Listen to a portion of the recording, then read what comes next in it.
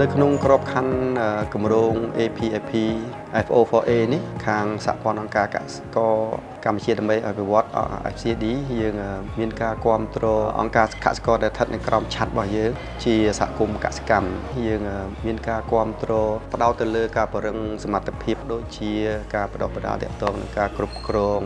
បញ្ជីស្នាមផ្សេងៗការរៀបចំផែនការអាជីវកម្មហើយនឹងការគ្រប់គ្រងទៅដល់ការចងក្រងក្រុមផលិតក៏ដូចពង្រឹងទៅលើសមត្ថភាពទីផ្សាររបស់សហគមន៍ដែលទទួលបានការគ្រប់គ្រងថវិកាដើម្បីអនុវត្តផែនការអាជីវកម្មខ្ញុំសង្កេតឃើញថាសហគមន៍កសិកម្មបាភ្នំមានជ័យគាត់មានភាពលេចធ្លោជាងដោយសារតែ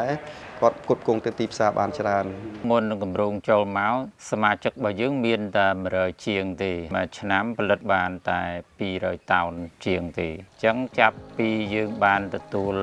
ទុនពីខាងគម្រោងយកមកធ្វើអាជីវកម្មសមាជិករបស់យើងវាមាន236ឆ្នាំទី1ខាងខ្ញុំនេះផលិតបាន346តោនឆ្នាំ2024នេះយើងផលិតបាន550តោននិងឆ្នាំ2025នេះយើងផលិតបាន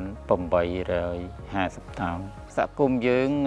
ផ្ដោតទៅលើពូជតម្រូវការទីផ្សារដែលនាំចេញមានសែនក្អូបនិងពូជផ្កាដួលតាំងពីគម្រោងចូលមកយើងបានបង្កើតក្រុមយុវជនយើងមាន3ក្រុមមួយក្រុមយើងសម្រាប់កែច្នៃនៅឃ្លាំងនេះលើកដាក់ហាលនឹងមួយក្រុមបាទហើយមួយក្រុមទៀតគាត់បើកឡានដឹកស្រូវហើយនឹងកាន់ម៉ាស៊ីនស្ទូងយើងមានស្ត្រីមួយក្រុមដែរផ្ដោតឲ្យគាត់ខាងផលិតស្នាមសហគមន៍ខ្ញុំពីមុនផ្ដោតទៅលើតា